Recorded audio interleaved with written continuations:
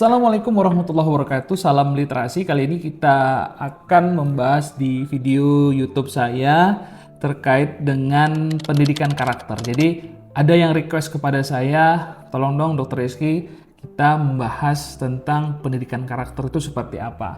Oke, jadi kali ini kita akan membahas beberapa hal terkait dengan pendidikan karakter. Jadi kalau kita bicara pendidikan karakter itu kita bicara sistem pendidikan. Ya, sistem pendidikan yang bertujuan tentunya untuk menciptakan satu kepribadian moral dan etika yang baik, terutama bagi para peserta didik atau anak-anak. Jadi kita bukan mulai dari sekolah dulu nih teman-teman. Jadi kita mulainya dari lingkungan rumah. Nah kalau kita bicara lingkungan rumah, bukan hanya di luar rumah, tapi di dalam rumah sendiri. Peran orang tua itu yang pertama, itu yang paling penting. Jadi peran orang tua di sini adalah satu pengganti guru, ya. Saat guru mengajar di sekolah, nah bagaimana peran orang tua bisa memberikan contoh yang baik kepada anak. Bukan hanya sekedar diawasin, tapi bagaimana mencontohkan yang sebenarnya. Jadi anak-anak ini kan melihat, merespon dengan melihat. Jadi kalau orang tuanya dengan pengajaran yang bagus, dengan pengajaran yang baik, tentunya anak-anak ini akan berdampak positif. Dia akan mengikuti pola orang tua selama berinteraksi di dalam rumah. Jadi ini yang perlu dipahami. Jadi buat orang tua yang ada di luar sana, jadi jangan hanya sekedar memberikan kepercayaan penuh kepada guru. Jadi orang tua juga harus ikut berpartisipasi bagaimana kita menciptakan pendidikan karakter bagi anak yang sesungguhnya. Jadi bukan hanya di lingkungan di luar rumahnya, tapi bagaimana kita menciptakan pendidikan karakter di dalam rumah kita. Buatlah suasana rumah lebih nyaman. Jadi memang kalau kita flashback banyak sekali permasalahan anak ya. Kalau ditanya, mungkin ada orang tuanya yang sibuk dengan pekerjaannya, mungkin ada orang tuanya mungkin yang sudah berpisah atau selalu bertengkar dalam rumah. Nah, psikis anak juga ini akan terganggu.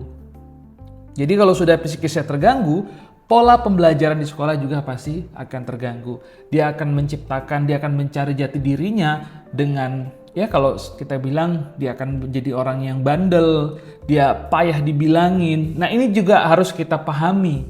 Jadi pendidikan karakter yang pertama itu harus ada peran orang tua. Nah, pendidikan karakter yang selanjutnya, yang kedua, bagaimana kita menjadi orang tua yang sesungguhnya.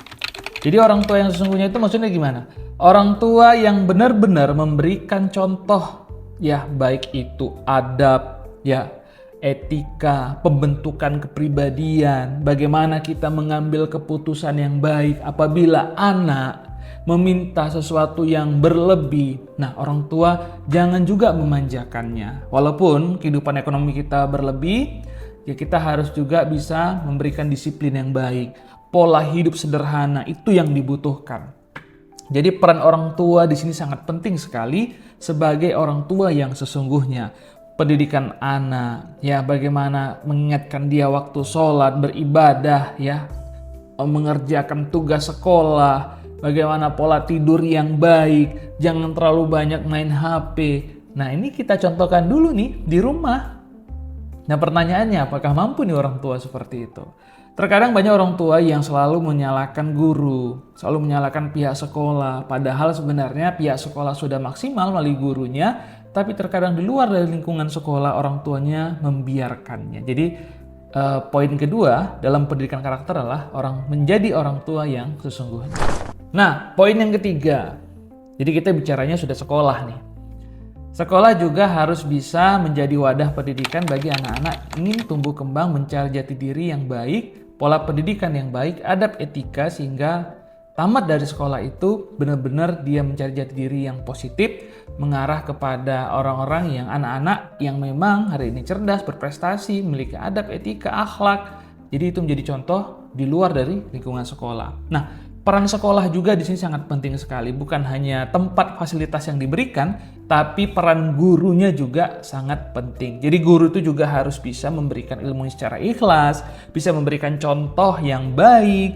Nah terkadang permasalahan di luar itu juga akan terbawa dalam suasana pekerjaan. Nah, otomatis yang melihat anak-anak kita yang mungkin kurang berprestasi, mungkin yang kurang bisa diatur, nah tingkat emosional guru juga terkadang ini akan menjadi masalah. Nah, ini dia yang paling penting. Jadi kalau kolaborasi antara orang tua, lingkungannya sehat, sekolahnya, gurunya juga bagus, artinya ini juga akan mempengaruhi pola pendidikan karakter yang sesungguhnya.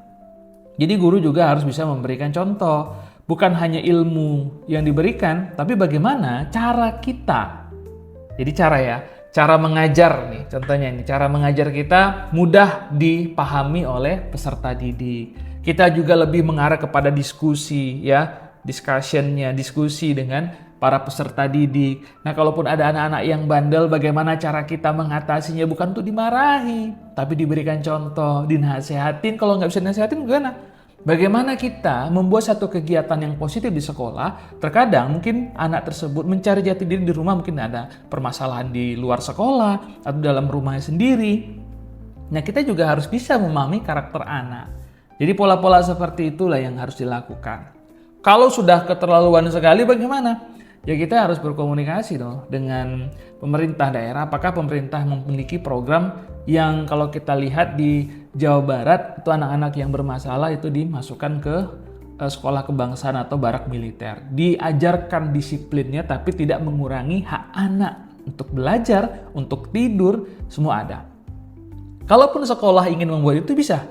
Tinggal sekolah bekerja sama dengan pemerintah daerah atau stakeholder terkait untuk melakukan bimbingan pendidikan karakter sehingga anak-anak bisa disiplin. Tapi juga harus ada persetujuan dari orang tua. Jadi pola-pola pendidikan karakter ini bukan hanya dari sekolahnya saja, tapi peran orang tua, peran lingkungan juga sangat penting kali di sini. Jadi buat teman-teman yang selalu setia menyaksikan video saya, ya mudah-mudahan kalian bisa menjadi orang tua yang baik. Kalaupun sudah menjadi orang tua, benar-benar mengajarkan anak ke hal-hal yang positif. Zaman sekarang, zaman teknologi canggih, kita harus bisa memfilter hal-hal yang baik untuk anak kita. Terima kasih yang sudah selalu setia menonton video saya. Salam literasi. Assalamualaikum.